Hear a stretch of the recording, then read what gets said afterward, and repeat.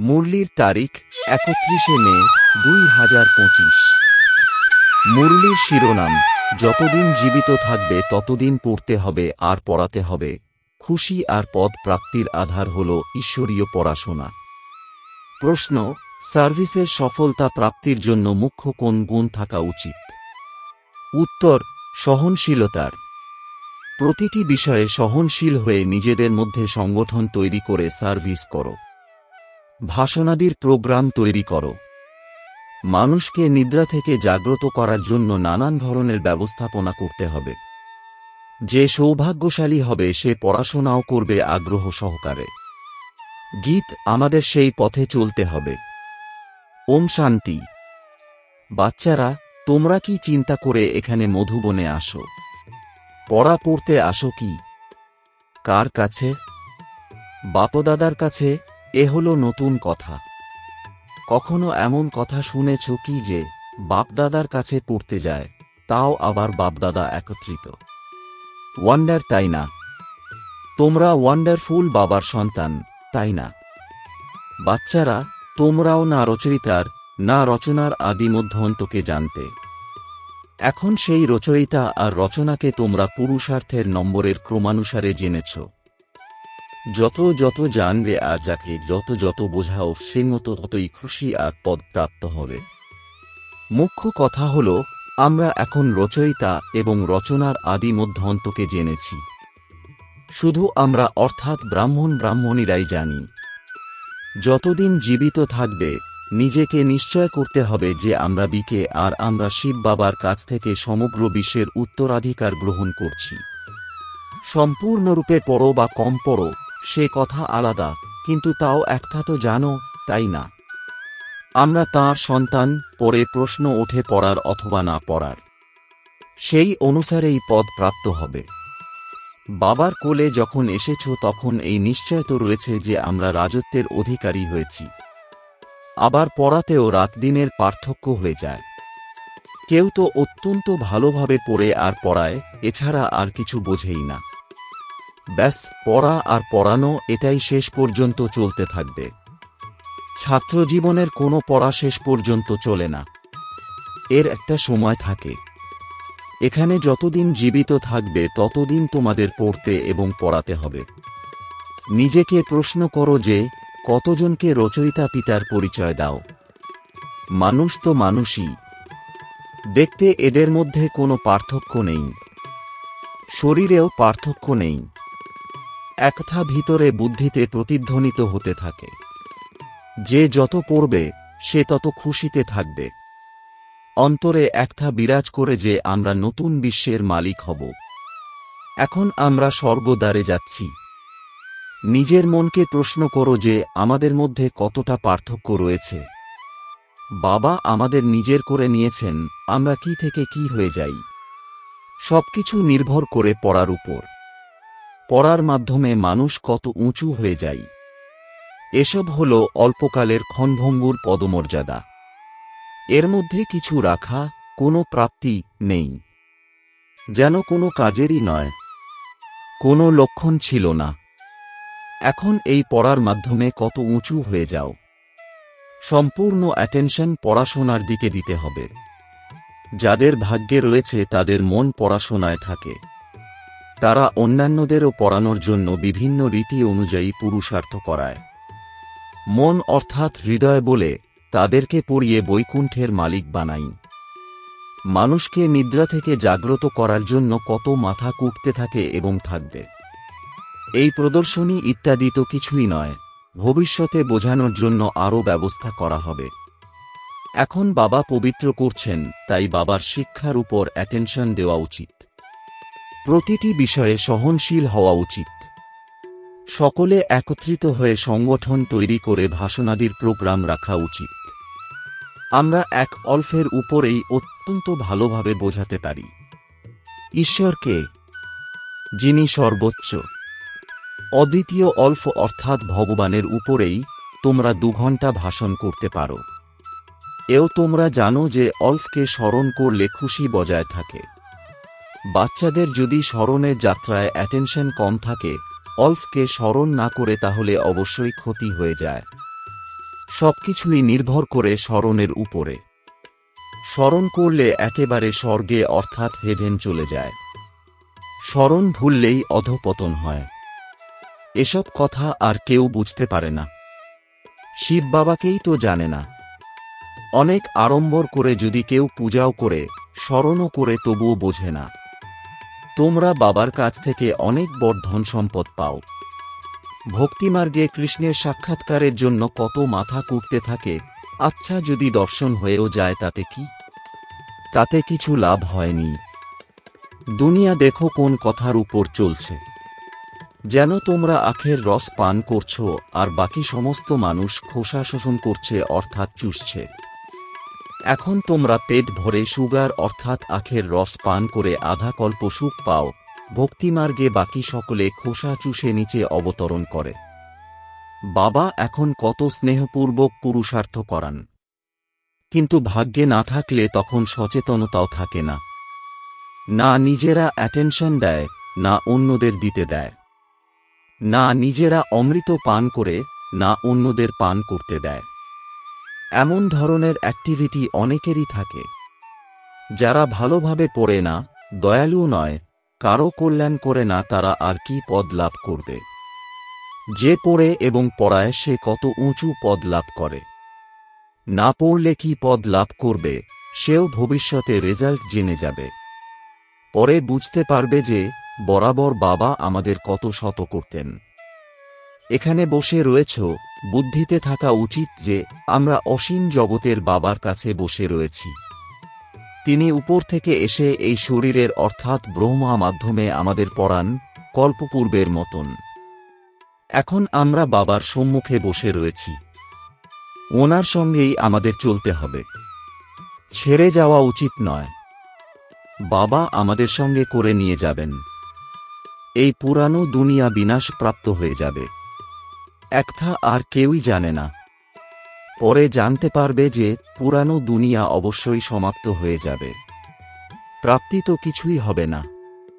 এই কথা আর কেউ জানে না। টু লেট অর্থাৎ অনেক দেরি হয়ে যাবে।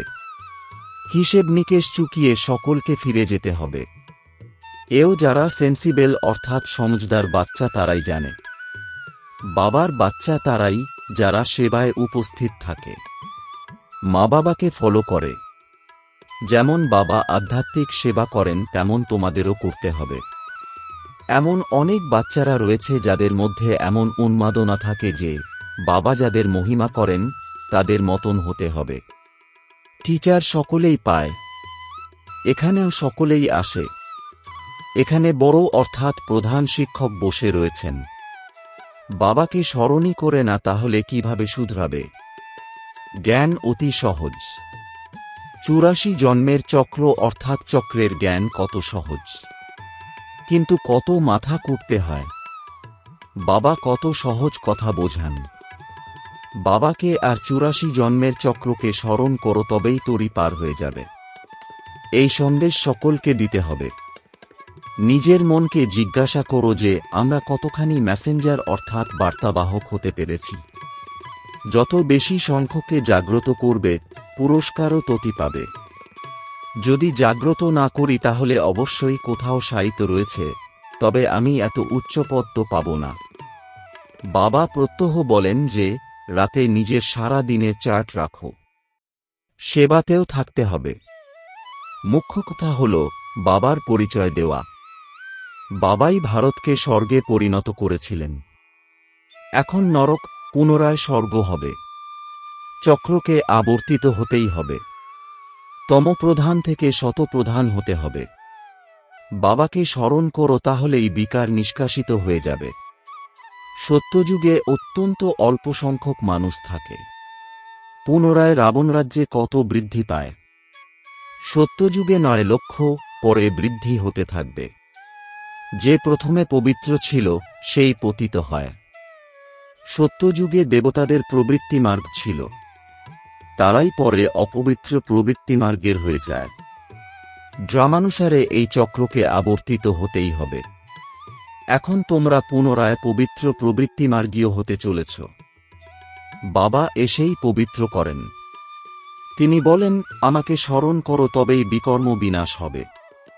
তোমরা আধাকল্প পবিত্র ছিলে, পরে রাবণ রাজ্যে তোমরা অপবিত্র হয়ে গেছ। এও তোমরা এখনই বুঝেছ। আমরাও একদম ওয়ার্থ নট এ পেনি, অর্থাৎ মূল্য 1 পয়সাও নয় ছিলাম। এখন কত জ্ঞান পেয়েছি, যার জ্ঞান দ্বারা আমরা কি থেকে কি হয়ে যাই। বাকি অন্যান্য যেসব ধর্ম রয়েছে সেসব সমাপ্ত হয়ে যাবে।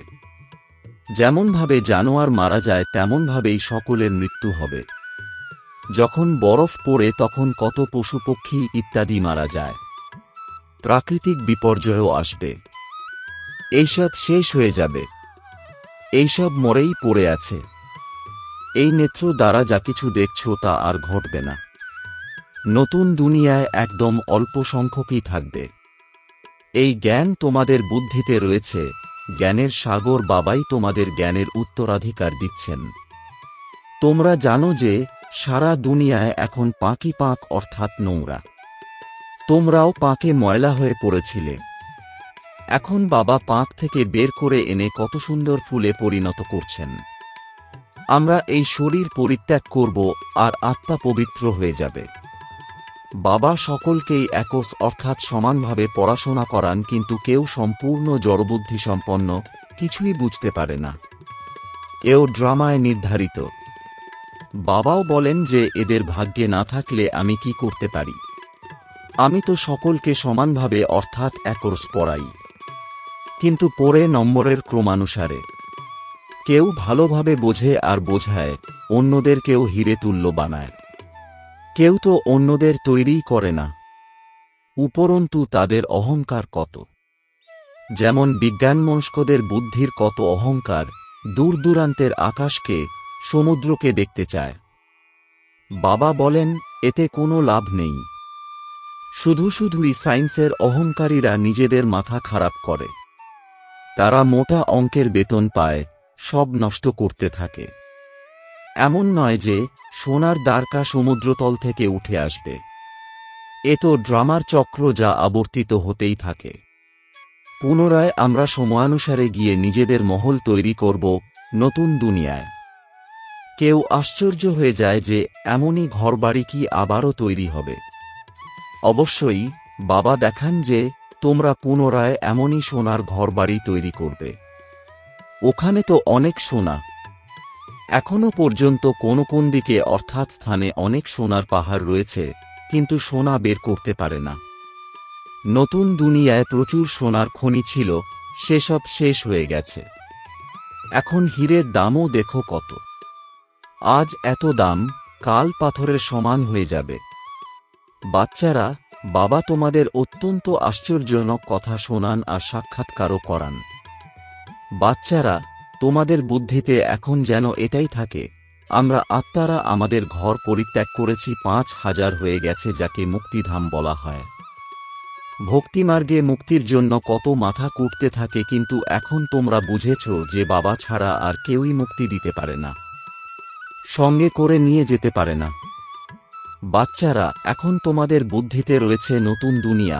তোমরা জানো এই চক্র আবর্তিত হবে। তোমাদের আর কোনো কথায় অর্থাৎ বিষয়ে যাওয়া উচিত নয়। শুধু বাবাকে স্মরণ করতে হবে। সকলকে এটাই বলতে থাকো, বাবাকে স্মরণ করো, তবেই বিকর্ম বিনাশ হবে। বাবা তোমাদের স্বর্গের মালিক বানিয়েছিল, তাই না? তোমার আমার শিবজয়ন্তীও পালন করো। কত বছর হয়েছে? 5000 বছরের কথা। তোমরা স্বর্গবাসী হয়েছিলে, পুনরায় 84 জন্ম পরিক্রমা করেছ। এই ড্রামাও পূর্ব নির্ধারিত। আমি এসে তোমাদের এই সৃষ্টিচক্রকে বোঝাই। বাচ্চারা, এখন তোমাদের অত্যন্ত ভালোভাবে স্মৃতিতে এসেছে। আমরাই সর্বোচ্চ পাঠ ধারণকারী। আমাদের পাঠ রয়েছে বাবার সঙ্গে। আমরা বাবার শ্রীমতানুসারে, বাবার স্মরণে থেকে অন্যদেরকেও নিজের সমান তৈরি করি। যারা কল্পপূর্বে ছিল তারাই হবে। সাক্ষী হয়ে দেখতে থাকবে আর পুরুষার্থ করাতে থাকবে। সর্বদা উৎসাহ উদ্দীপনায় থাকার জন্য প্রতিদিন একান্তে বসে নিজের সঙ্গে কথা বলো। এই অশান্ত দুনিয়ায় আর অল্প সময় বাকি রয়েছে, তখন আর অশান্তির কোনো নামই থাকবে না। কেউ যেন মুখে একটা বলতে না পারে যে মনের শান্তি কেমন করে পাব। শান্তি জন্য যায়, কিন্তু শান্তির সাগর তো একমাত্র পিতাই, অন্য কারোর কাছে এই বস্তু অর্থাৎ শান্তি নেই। বাচ্চারা, তোমাদের বুদ্ধিতে একটা প্রতিধ্বনিত হওয়া উচিত যে রচয়িতা আর রচনাকে জানা, এটাই হলো জ্ঞান। এক হলো শান্তির জন্য, আরেক হলো সুখের জন্য। সুখ আসে ধনের মাধ্যমে। ধন না থাকলে মানুষ কোনো কর্মের থাকে না। ধনের জন্য কত পাপ করে। বাবা অগাধ ধন সম্পদ দিয়েছেন, স্বর্গ সোনার, নরক পাথরের। আচ্ছা, মিষ্টি মিষ্টি প্রশিক্ষার্থী বাচ্চাদের মাতাপিতা বাপদাদার স্মরণের স্নেহসুমন আর সুপ্রভাত। আত্মাদের পিতা তাঁর আত্মারূপী বাচ্চাদেরকে জানাচ্ছেন নমস্কার। ধারণার জন্যে মুখ্য সার। এক সময় বের করে একান্তে নিজের সঙ্গে কথা বলে নিজেকে উৎসাহিত করতে হবে। নিজ সম বানানোর সেবা করার সাথে সাথে প্রত্যেকের ভূমিকাকে সাক্ষী হয়ে দেখার অভ্যাস করতে হবে। 2 বাবাকে স্মরণ করে নিজেই নিজেকে শোধরাতে হবে। নিজের মনকে অর্থাৎ হৃদয়ে জিজ্ঞাসা করতে হবে যে আমি কি মেসেঞ্জার অর্থাৎ বার্তাবাহক হয়েছি? কতজনকে নিজের মতন করে গড়েছি? বরদান, শ্রেষ্ঠ পুরুষার্থের দ্বারা ফাইনাল রেজাল্টে ফার্স্ট নম্বর নেওয়া উড়ন্ত বিহঙ্গ ভব। এর বিস্তার, ফাইনাল রেজাল্টে ফার্স্ট নম্বর নেওয়ার জন্য 1 বুদ্ধির অবিনাশী বৈরাগ্য দ্বারা অতীত হয়ে যাওয়া কথাকে, সংস্কাররূপী বীজকে জ্বালিয়ে দাও। 2 অমৃতবেলা থেকে রাত পর্যন্ত ঈশ্বরীয় নিয়ম আর মর্যাদাগুলির সদা পালন করার ব্রত নাও। আর 3 মনসা দ্বারা, বাণী দ্বারা বা সম্বন্ধ সম্পর্ক দ্বারা নিরন্তর মহাদানী হয়ে, পূর্ণ আত্মা হয়ে দান পূর্ণ করতে থাকে। যখন এইরকম শ্রেষ্ঠ হাই জাম্প দেওয়া পুরুষার্থ হবে, তখন উড়ন্ত বিহঙ্গ হয়ে ফাইনাল রেজাল্টে নম্বর 1 হতে পারবে। স্লোগান, বৃত্তি দ্বারা বায়ুমণ্ডলকে পাওয়ারফুল বানানো, এটাই হলো লাস্টের পুরুষার্থ বা সার্ভিস। ওম শান্তি।